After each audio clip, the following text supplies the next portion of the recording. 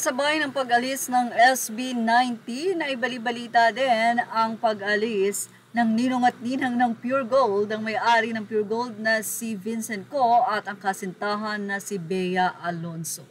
Yes, pinag-uusapan nga ngayon ang nasabi nga pong pagpunta sa ibang bansa nila Bea at ni Vincent Co.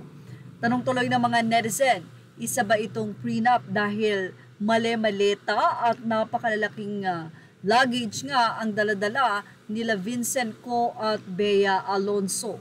Usap-usapan na di umano ay baka nga magkakaroon na ng prenup sa ibang bansa sila Bea at sila Vincent Co.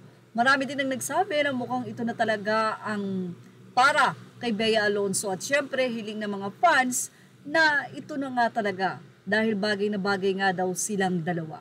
Well, spotted nga ang nasabing dalawa sa airport at makikita nga ang napakalalaking luggage na dala-dala, bit-bit-bit-bit ni Vincent. Ayon pa nga sa mga netizen talagang hindi pinagbitbit si Bea Alonso at First Lady ng Pure Gold ang dating ng antemo sa ng mga netizen.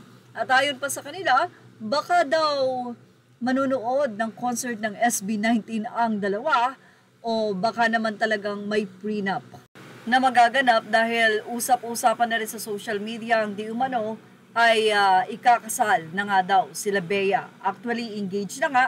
Well, wala namang detalye pa na sinasabi ang side nila Bea at Vincent Co. Pero syempre, iyan ay galing sa mga malalapit nilang kaibigan, no, sa mga reliable sources.